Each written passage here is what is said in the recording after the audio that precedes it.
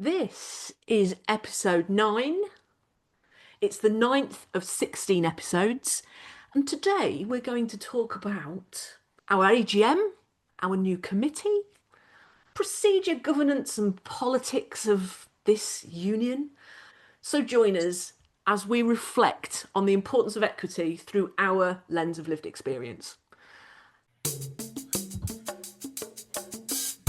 And today on the podcast, we have Kim. Hi. We have Mel. Hello. And we have Ken. And we have me, Karen. AGM and East Midlands Committee. Where are we at? Well, we had our AGM. This might sound a bit boring, but I actually think it's quite exciting because it actually is a time for kind of celebration. It's a time for reports, and there's kind of administrative stuff that we had to do in terms of treasurer's reports and my report as a chair. But at the same time, we elect a new committee and lay down the kind of agenda and the furtherance of, what we've already started over the next couple of years. And I think we haven't put it together. That sounds like we stitched it up. Of course, we haven't. There was a due process, a democratic process. But we have got a committee that I think's, very knowledgeable, have a broad range across the art forms, and they're kind of ready, I think, to kind of push us forward over the next couple of years with our kind of program. Yeah. What I thought was really nice about the committee, as you say, here, is we've got some additional people that have come on board, and they've totally added to and complemented the kind of the breadth of experience that we have. I think every single one of us are coming from a different area of the creative industry, and so Ishi with her comedy and so on, and Dan is in the world of theatre, isn't he, and producing and writing, and also you've got the student angle being brought in with Claire. So it was really nice that all of the additions would have been great regardless, but every single person that's come on board on top of the existing set of people who've all agreed to carry on, which is great, have great added value, I feel. Yeah, yeah, A yeah. compliment of I've got to 9. say, sorry? No, it says you've got your full complement of 9, which is no small achievement. I Yes, mean, brilliant, brilliant. I'm really looking forward yes. to seeing where the committee takes the region. Yeah, Yeah. Ken. We're privileged to have everyone on board that we have, yeah. And my experience on committee had meant that I was really, really keen to stand for re-election kind of thing and really keen to stay involved. And it struck me that one of the reasons I wanted to get involved is because we start to have wider concerns at some point in our lives. Now, you can be young and you can be old and you can have wider concerns at any age, but there is going to come a point for every person who's in our industry when they start to think about the wider industry, how to affect it, how to change it for the better. And we all want to start changing the world for the better, really.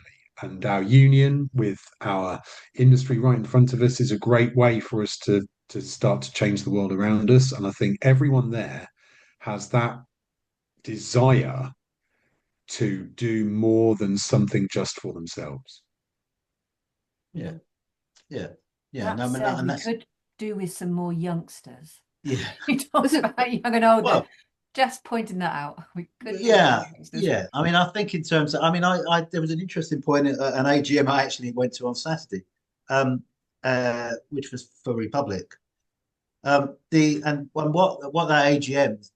AGMs tend to do is kind of reflect a particular demographic, and that demographic, when you look at it, tend to be kind of older, and kind of grayer and kind of male. I mean, they do because those are the kind of people that sometimes are interested in AGMs for their admin purposes. I mean, I don't think ours looks like that at all. And certainly the committee that comes out of that doesn't reflect that necessarily, apart from, as Mel said, in terms of the kind of diversity of it, in both age and ethnicity, actually.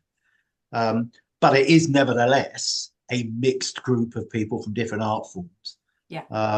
and have got a completely different interests, across that coincide exactly with the kind of aims that we've laid out for the 2 years, really, basically.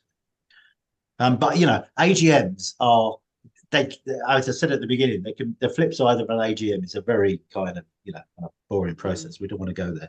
Let's celebrate what actually came out of it in terms of the new committee. Yeah. And Such a range of. okay, no, I was just about to say, and it kind of it sets us up for specific program, a specific calendar of events over the next few months. It's certainly over up until the next spring. And I think those two things combined, that new kind of thrusting committee and the fact that we have got a program, is kind of quite important to kind of put out there. And it's becoming a lot stronger program as well, isn't it? I mean, you in September had the Meet the Agents. The next branch meeting, 12th of November, is Meet the Producers. And then we're at the end of the year, 10th of December, a regional get together for branches. And I really love the fact that we're going to be welcoming the West Midlands to join us. Having started a new committee, so you've been through one cycle of this committee process to go into Christmas, and then coming out of that, it starts to go back into conference procedure, doesn't it? I mean, that's the thing with equity, it is kind of cyclical. We get a bit of a pause, a bit of a breath, a chance to raise a glass, a little bit of a chance to celebrate. We are interested as union people and people who like to look at the future of work and how we work in the workplace.